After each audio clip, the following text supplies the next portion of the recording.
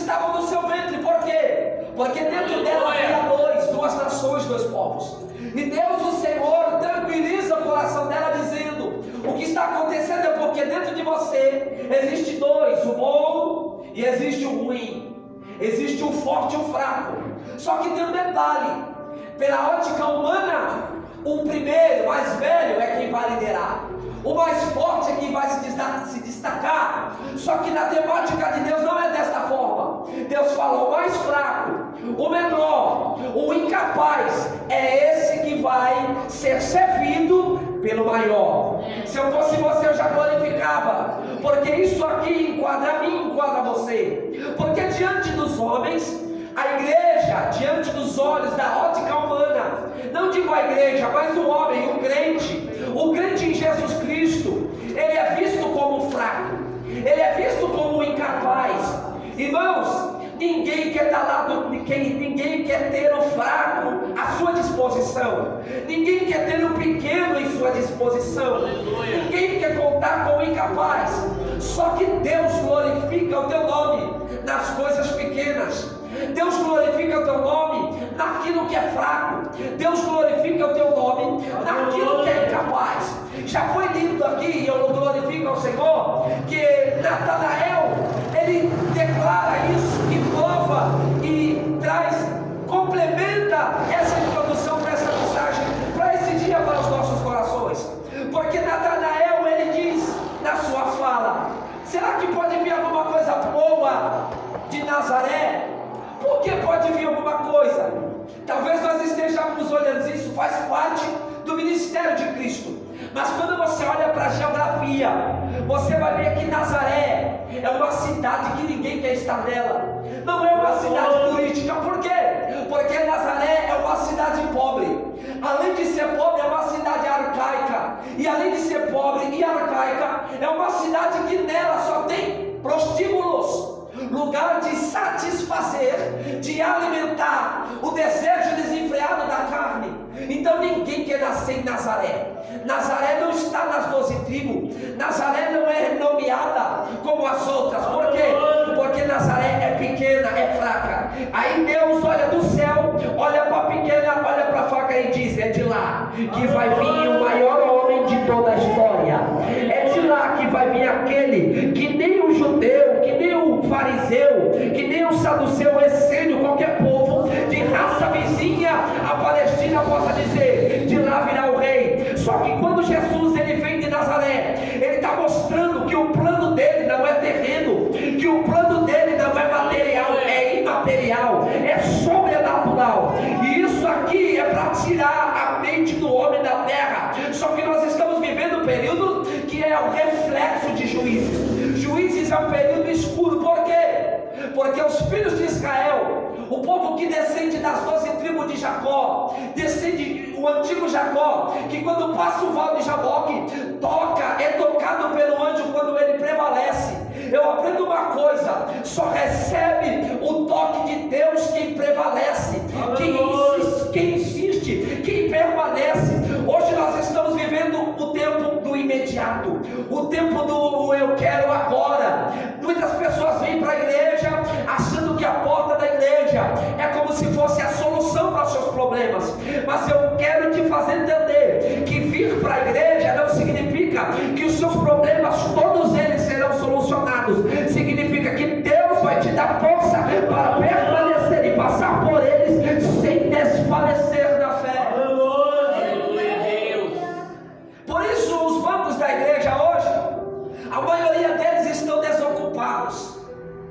A maioria deles fazem parte somente de uma decoração da igreja, porque a pessoa quer vir para a igreja e receber aquilo que ela quer. Só que o compromisso de Deus não é com o que o homem quer. O compromisso de Deus é naquilo que o homem precisa de receber. O maior comprometimento de Deus é com a sua palavra. O que ele disse para Jeremias? Ele faz uma pergunta: Jeremias, o que tu vê? E Jeremias diz: Senhor, eu vejo uma vara de amendoeira. E o Senhor fala: viste bem, Jeremias, porque eu velo sobre a minha palavra. O termo sobre não é embaixo, é acima. O salmista fala que o Senhor elevou a sua palavra. A palavra de Deus é tão preciosa depois do findar de toda a humanidade, a palavra dele será perpetrada diante da eternidade. Você não vai andar como a Bíblia, como anda hoje, mas a palavra de Deus vai estar cravada em você. E aonde você vai estar? No céu de glória, aonde a glória de Deus na sua totalidade é revelada. Aleluia! Juízes é um período escuro. E vamos para a história. O texto fala aqui que os filhos de Israel não lembraram das obras de Jerubal. A saber, o escritor fala, Jerubal é Gideão. E quando se fala de Gideão, nós vamos lembrar que este período que Gideão ele vivenciou é o período que os midianitas, a força opressora dos midianitas, despojava tudo que Israel plantara. Irmãos, nós entendemos o trabalho que é plantar, o trabalho que é cultivar uma semente, o trabalho que é lançar semente numa terra, o trabalho que a terra precisa ter. Todo esse processo Israel fazia na boa hora, que é a hora mais desejada. E qual? A hora de colher. Os midianitas vinham e usurpavam. Eles colhiam tudo que Israel plantava. Tudo que Israel plantava prostrado, os midianitas com a força do braço arrancavam de pé. Os midianitas tipificam a força opressora do reino de Satanás. Irmãos, você vê muitos crentes começando bem, indo até a metade bem e desfalecendo no meio da sua caminhada. Por quê? Porque eles começam a fazer com euforismo, começam a fazer por estética, começam a fazer por aparência. E eu aprendo que existe três, vamos colocar três aspectos da vida de Gideão. Deus falou varão valoroso. Aleluia. Varão é homem valoroso. Ele tem um valor. Aleluia. Existe algo nele que tem valor, que não tem preço. Hoje nós estamos vendo ministérios com preço, chamadas com preço. Aleluia. Você vê Deus na vida, chama para pregar, é tanto.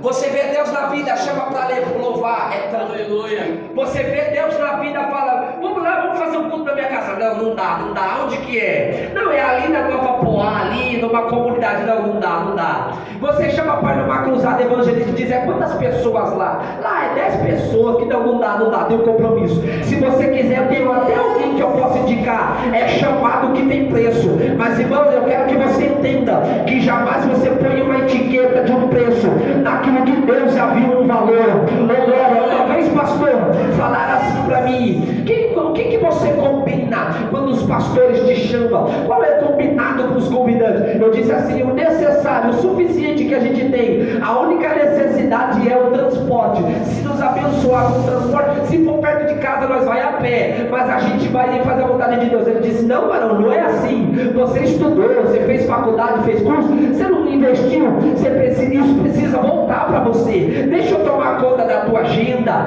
deixa eu agenciar o teu ministério. Eu falei para ele assim, eu vou orar a Deus, se Deus me falar eu te mando um WhatsApp, se Deus não falar nada eu vou continuar fazendo. Irmãos, tem gente querendo colocar etiqueta de preço em você, colocar em você um título, mas eu vou te falar que não dá para colocar um título aonde Deus colocou um selo. Eu estou sentindo Deus aqui falando isso.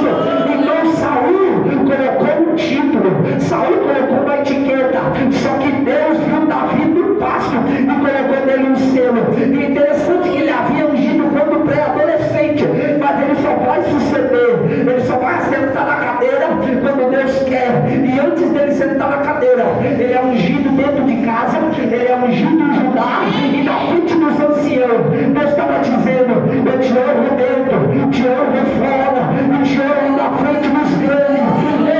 Levanta para a mão direita em nome de Jesus. Eu não ia falar isso, mas Deus está mandando eu te dizer, eu vou te honrar dentro da tua casa, vou honrar você no teu ministério, e vou honrar você na frente da líder, mas não coloca título daquilo que Deus faz no céu.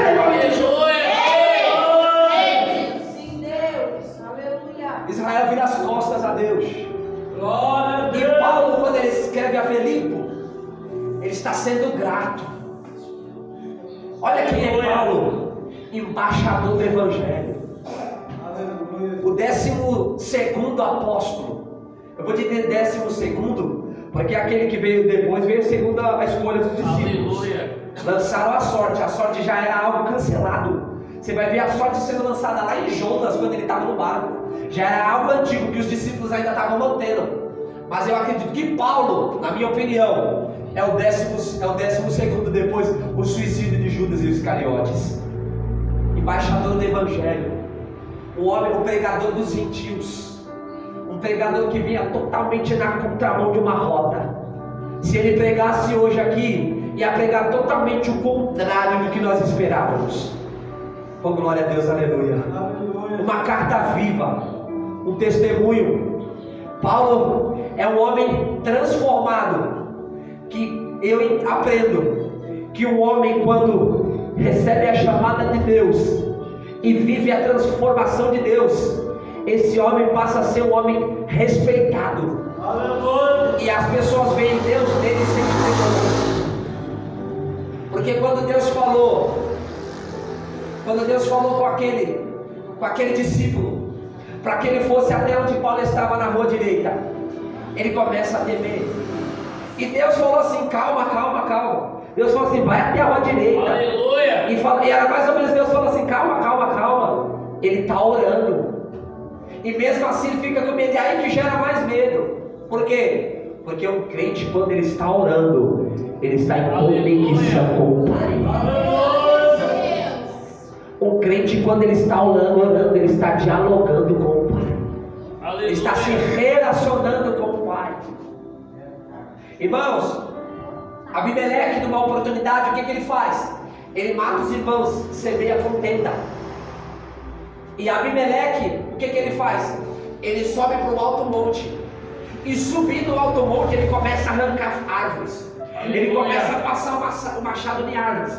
E tem alguém assim, os cidadãos da cidade de Siquém estão olhando para ele e dizem assim: faça como eu estou fazendo. Ele começa a persuadir e ele começa a arrancar aquilo que está plantado. Quando ele está arrancando árvores, quando a Bíblia fala de árvore, fala do homem. Lembra quando Jesus curou o cego? Jesus colocou a mão no lodo, cuspiu, colocou nos olhos do cego e falou para ele lavar no tanque de Siloé. Quando o homem abriu os olhos, Jesus perguntou para ele: o que você vê? Ele diz assim: eu vejo árvores correndo como homens. O que ele recebeu ali foi o DNA de Cristo, porque a ciência prova que o DNA do homem está na saliva. Existem alguns exames que é feito pela saliva, se não me engano, acho que até o Covid teve um período que era pela saliva, e na saliva está o DNA do homem. Quando Jesus pega o barro, Jesus está dizendo a natureza da onde o homem foi criado. Adão não foi formado, criado não, formado, porque criado foi Deus. Formou no barro, cospe, coloca o DNA e coloca no olho, na cegueira, não é no olho. Jesus cospe, coloca a argila no olho do homem e cospe. Ele cospe na cegueira, não cospe no rosto, porque se Jesus cospe no rosto, Jesus ia ser antiético. Só que Jesus quebra protocolo sem ferir princípio, e ele coloca o DNA. Quando aquele homem vê árvores, ele está tendo a visão que Deus tem. Quando Jesus falou acerca das obras, ele diz assim: e poderá uma árvore boa produzir um mau fruto? Ele está falando do homem. Então árvore quer dizer homens. O que Abimeleque estava dizendo: eu semeio contenda, e o prazer de Abimeleque é a morte. Poderia ser semelhante a Deus, e a outra parte não. A outra parte permanecendo, conservando e sabendo que só Deus é o único de receber honra e glória.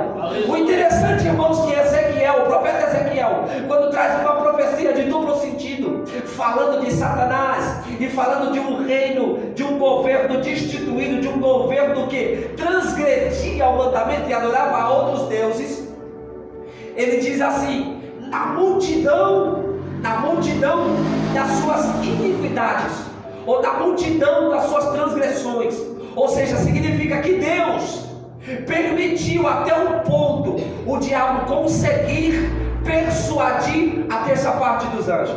E por que isso, Wesley? Isso é contraditório? Não, porque até os anjos eles têm livre-arbítrio, e os anjos são seres que foram feitos para adorarem, e Deus deixou a eles o livre-arbítrio para que eles escolham se eles adoram a Deus ou se eles concordam com uma falsa verdade. Se Deus deixou os anjos a opção de escolher se eles adoram, que dirás ao homem? E alguém acha assim, que vem para a igreja, se eu fizer uma pergunta aqui, o que você veio fazer aqui? Alguém vai responder como diz aquele corinho: eu vim adorar a Deus. Sim, esse é o desejo do crente. Só que se eu perguntar aqui uma pergunta um degrau mais a fundo que essa, e dizer assim: por que você foi criado? Alguém vai dizer: eu fui criado para adorar. Mas você não foi só criado para adorar, é muito mais além, porque os anjos foram criados só para adorarem. Se Deus quisesse fazer o homem só para o adorá-lo, ele fazia o homem como fez os serafins, ele fazia o homem como fez o arcanjo, ele fazia o homem como fez os querubins. Mas não, a intenção de Deus não é fazer o homem só para adorá-lo. A intenção de Deus é criar o homem para o homem se relacionar. Aleluia. Porque muito mais, pastor, do que adorar é se relacionar com o Pai. Aleluia. Tem gente que acha que só adora quando entra nas quatro paredes do lugar de comunidade chamado igreja. Mas se relacionar com Deus, você se relaciona indo para a igreja, chegando na igreja, voltando para casa, em casa, estando no banho, estando fazendo qualquer coisa. Relacionamento é algo que é nutrido em todo o momento. E Israel esquece desse princípio, e eles viram as costas para Deus.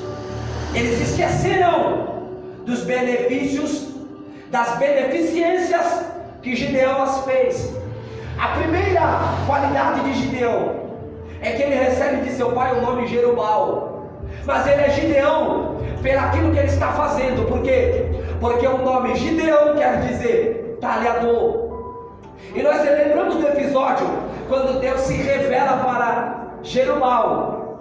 Ele se revela para Jerubal quando Jerubal ele é Gideão, porque ele está dentro do lagar malhando seus trigos. E eu fico sempre me perguntando quando eu chego neste episódio, porque trigo não é lugar, lagar não é lugar de malhar trigo, lagar é lugar de pisar nas uvas. Mas escute isso, e se você quiser glorifique.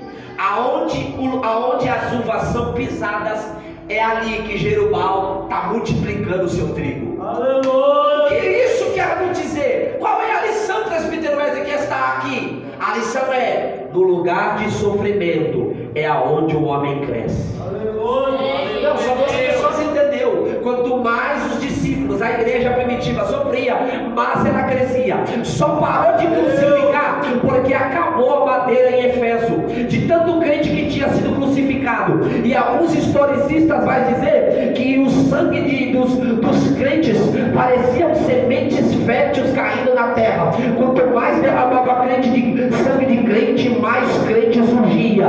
O que eu aprendo com isso? A igreja cresce quando ela sofre. E hoje nós estamos vivendo um dia de campanhas de fim de sofrimento. Vem pra cá que o teu sofrimento vai acabar. Vem pra cá que o desemprego vai acabar. Vem pra cá que a enfermidade vai acabar. Eu vou te dizer, tem coisas que Deus pode fazer agora, tem coisas que Deus pode fazer amanhã ou ano que vem, e tem coisas que Deus não pode fazer, mas não há de fazer. Por quê? Porque é necessário que isso seja em você como um espinho na carne de Paulo. Porque quando Paulo clama 3 vezes, fala: Pai, tira de mim esse espinho. Aí o Senhor fala assim: Paulo, a minha graça te basta. Era mais ou menos Deus falando assim: cala a boca, Paulo, você não está entendendo? Isso daí é para você permanecer permanente a mim.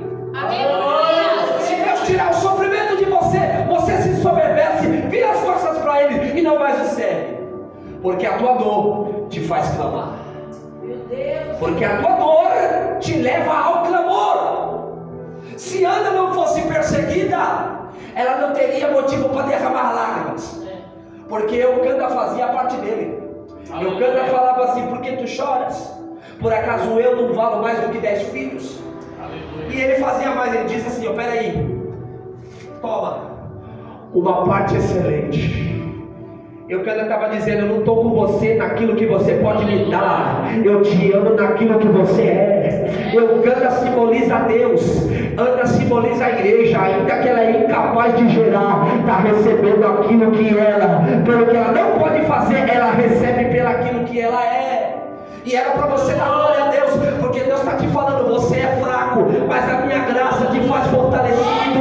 Você é pequeno, mas eu que sou grande me revela a você e mostro que as coisas que você quer não são as coisas que você precisa para glorificar o meu nome. Aleluia, Jesus, glória a Deus. Gideão, ele obtém uma grande conquista. E qual é? O Deus se revela para ele no lugar de sofrimento, aonde ele vai ter um crescimento. E o interessante é que Deus se revela para ele e atribui a ele uma qualidade que a opressão não está fazendo ele enxergar. Aleluia. Eu vou falar isso aqui de novo para você entender. Gideão, Deus falou: varão valoroso.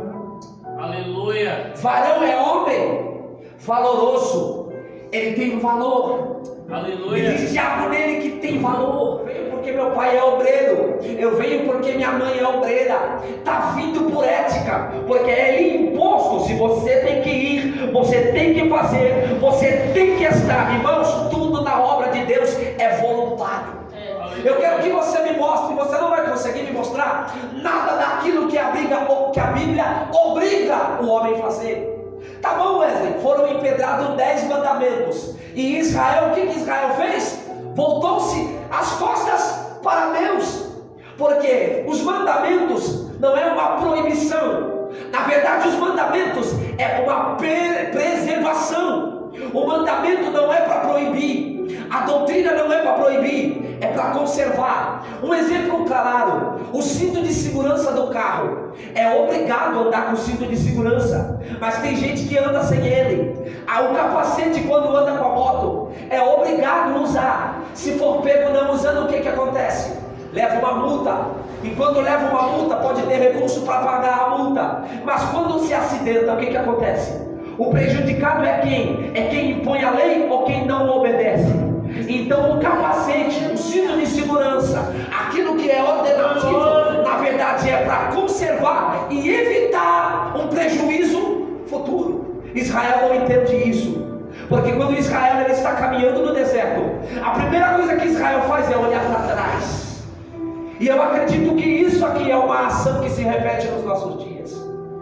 Porque existe o pecador arrependido, o pecador destituído. E o pecador destituído, ele sobe uma classe quando ele tem o conhecimento da verdade e ele não se arrepende, ele se torna um transgressor. Porque ele não tem mais prazer na palavra de Deus, na doutrina e na conservação dela, e não quer mais andar nela com temor e tremor. E ele faz o que? Ele começa a transgredir a palavra de Deus por revolta. Eu acredito que você conhece alguém assim, que era crente, que servia a Deus, que orava, que louvava, que já foi obreiro, que já foi obreira. E quando você vai falar de Deus, ela tem muitos argumentos contra a palavra de Deus. E o evangelho para ela se torna uma revolta. E existe a terceira, e existe uma outra classe, que além do pecador arrependido que somos nós, porque João fala, todos pecaram e foram destituídos da glória. Mas nós somos arrependidos, por quê? Porque nós nos arrependemos do pecado. Nós sabemos, como Paulo nos ensina, que o pecado está no corpo, mas nós não andamos na prática pecaminosa, porque existe um pecado involuntário e involuntário. O pecado involuntário é aquele que você tropeça por causa da sua natureza, mas o pecado voluntário é aquele que o homem comete com prazer, é aquele que o homem sabe o que ele tem que fazer, ele sabe o que ele não pode fazer, mas ele insiste em fazer. Por quê? Porque a adrenalina de passar por cima daquilo que é estabelecido está nele, e isso é influência das hostes. Aleluia. Israel está assim. Pecador arrependido já não é mais. já torna-se pecador destituído, porque já está afastado da graça e não quer se arrepender para permanecer na graça. E aí sobe uma categoria, vai para transgressor, porque Israel é o povo que Deus chamou de seu. E aí Gideão, ele morre, e agora vai entrar um período pior, porque Gideão, ele teve as suas concubinas, e de uma das suas concubinas, uma cananeia, nasceu o seu filho, e o seu filho é Abimeleque. E Abimeleque, quando Gideão morre, o que ele faz? Ele contrata 70 homens defraudadores, levianos, 70 bandidos perigosos da época, e ele vai atrás dos seus irmãos, e com a mesma espada, com a mesma pedra, ele mata os 70, porque Abimeleque tipifica o próprio Satanás, porque o Senhor fala que existem coisas das quais o Senhor abomina, e existe que o Senhor reprova, e uma o Senhor abomina, e qual é? A contenda entre irmãos. A primeira coisa que Abimeleque faz é: eu vou dividir a minha casa, ou melhor, eu vou dividir a casa de meu pai. E o que Satanás fez? Ele conseguiu dividir os céus. Eu digo dividir porque a Bíblia fala que o dragão com a sua cauda, ele levou a terça parte. E se você for olhar, a terça parte é um número incalculável. O diabo conseguiu dividir o céu, uma parte dos anjos aclamando que ele poderia ser semelhante a Deus, e a outra parte não, a outra parte permanecendo, conservando e sabendo que só Deus é o único de receber honra e glória. O interessante, irmãos, que Ezequiel, o profeta Ezequiel, quando traz uma profecia de duplo sentido, falando de Satanás e falando de um reino, de um governo destituído, de um governo que transgredia o mandamento e adorava a outros deuses, ele diz assim: na multidão das suas iniquidades, ou da multidão das suas transgressões, ou seja, significa que Deus permitiu até um ponto o diabo conseguir persuadir a terça parte dos anjos. E por que isso, Wesley? Isso é contraditório? Não, porque até os anjos eles têm livre-arbítrio, e os anjos são seres que foram feitos para adorarem, e Deus deixou a eles o livre-arbítrio para que eles escolham se eles adoram a Deus ou se eles concordam com uma falsa verdade. Se Deus deixou os anjos a opção de escolher se eles adoram, que dirás ao homem?